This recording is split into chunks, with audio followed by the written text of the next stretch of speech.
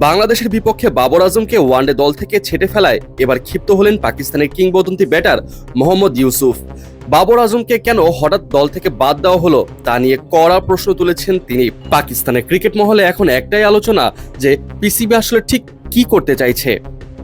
টি-20 বিশ্বকাপে দলের যাচ্ছে তাই পারফরমেন্সের পর যখন আমূল পরিবর্তনের কথা আসছিল তখন বাবরকে দল থেকে সরিয়ে দেওয়াটা অনেকেই মেনে নিতে পারছেন না। মোহাম্মদ ইউসুফ তার অফিসিয়াল এক্স হ্যান্ডেলে কড়া ভাষায় লিখেছেন, টি-20 বিশ্বকাপে বাবর আজমকে নেওয়াটাই ছিল অবাক করার মতো। এবার তাকে বাদ দেওয়া হয়েছে। যদি তাকে বাদ দেওয়াটা কেবল বিশ্রামের ব্যাপার না হয় তাহলে ব্যাপারটা চমকে দেওয়ার মতোই। এইসব আজে বাজে সিদ্ধান্ত কে নিচ্ছে? বাংলাদেশের বিপক্ষে সিরিজে নেতৃত্বর ভার তুলে দেওয়া হয়েছে শাহিন শাহ আফ্রিদির কাঁধে। চোটের কারণে ফখর জামান ছিটকে গেছেন আর দলের জায়গা পেয়েছেন 6 জন নতুন মুখ যাদের আন্তর্জাতিক ক্রিকেটে তেমন অভিজ্ঞতা নেই। মিরপুরে আগামী 11, 13 এবং 15 মার্চ 3টি ওয়ানডে ম্যাচ অনুষ্ঠিত হওয়ার কথা রয়েছে। তবে বর্তমানে মধ্যপ্রাচ্যে বিরাজমান চরম অস্থিরতা পাকিস্তান দলের এই সফরকে ঘিরে বড় অনিশ্চয়তা তৈরি করছে। ইরান এবং ইসরায়েল ও যুক্তরাষ্ট্রের পাল্টাপাল্টি হামলার প্রভাবে পুরো অঞ্চলটি এখন অশান্ত।